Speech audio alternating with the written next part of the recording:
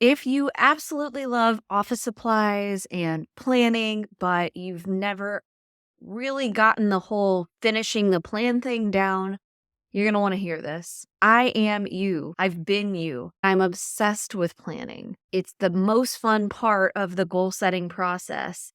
But I started to eventually realize that I was setting goals and never actually doing them. And it got to the point where I started to think that something was just wrong with me. Like maybe I just can't finish things.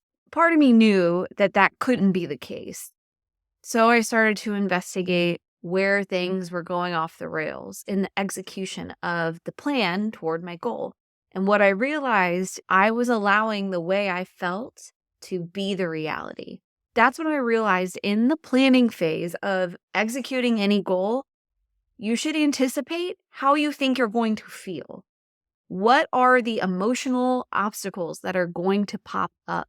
And there will be emotional obstacles. So what I want to show you today is how to plan emotionally for a goal you want to achieve so that you don't get in your own way and you don't self-sabotage yourself from actually achieving your goals. Hey, I'm Dana. This is Self-Help Witch, where we explore applied astrology, self-awareness, and aligned action. Don't forget to subscribe to the channel. Find us on Instagram at Self-Help Witch.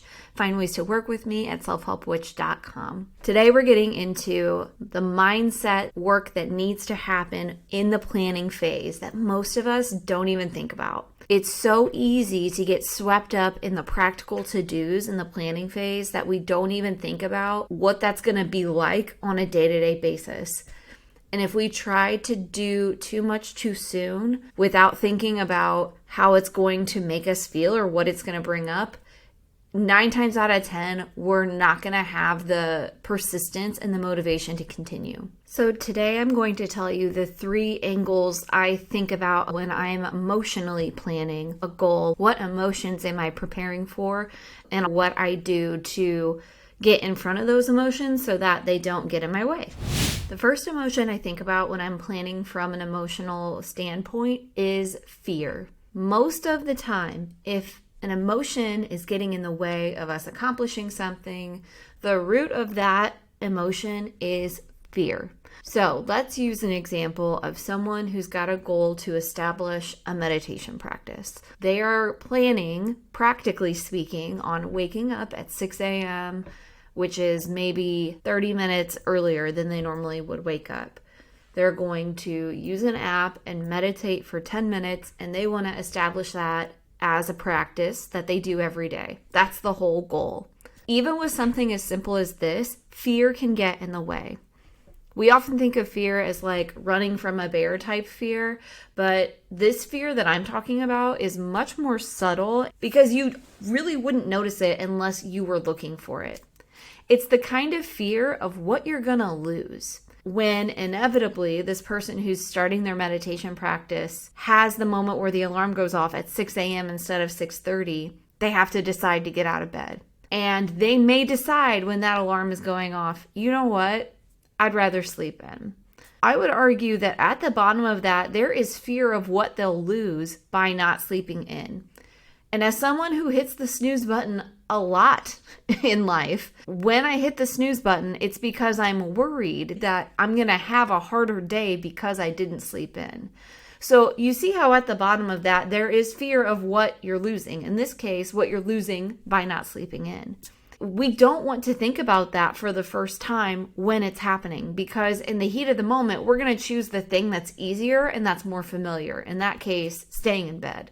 So instead, prep your brain for that scenario, whatever that scenario looks like in your goal setting. Ask yourself, what will I gain by actually doing the thing that I said I was going to do? In that meditation example, instead of thinking when my alarm goes off, how bad is today going to suck because I didn't get to sleep in, I might think, how much better am I going to feel when I am grounded from my meditation instead of stressed out about all the things I had to do today? How much better will I feel doing all the shit I have to do today if I begin the day with a meditation? This is helping prime our brains to focus on the positive and to feel a little more comfortable with getting uncomfortable. So again, prepare to have fear or some kind of beliefs that are rooted in fear around what you're trying to do that pop up when you have to actually take action.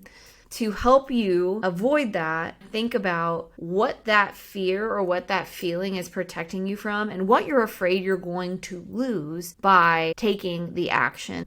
The next feeling you should prepare for when you're emotionally planning is resistance. Now, this is kind of similar to what we just talked about with fear, but that's a little more charged and a little more psychological, whereas this resistance that I'm talking about is like physiological. I'm talking about what happens in your brain when you try to do something different. Your brain wants consistency and routine. So when you start to deviate from whatever's consistent and whatever's routine, your brain is going to light up and be like, yo, what the fuck are we doing? This isn't what we do. I don't like it.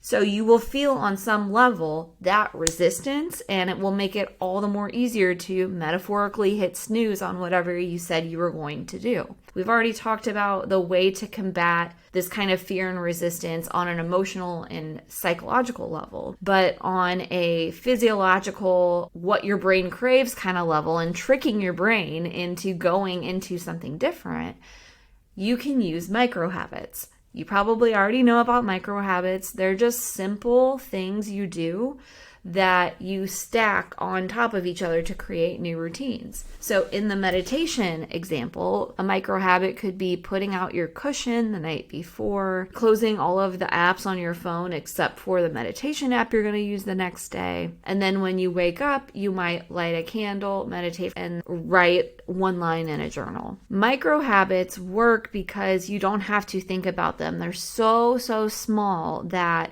it's silly not to do them, and they work like a domino effect in helping you go from one thing to the next. So in the morning, if you've already got your stuff set up, that's one less obstacle, right? Once you light the candle, you're already at your cushion. So you almost tricked yourself into getting out of bed by saying, I'm just going to light a candle.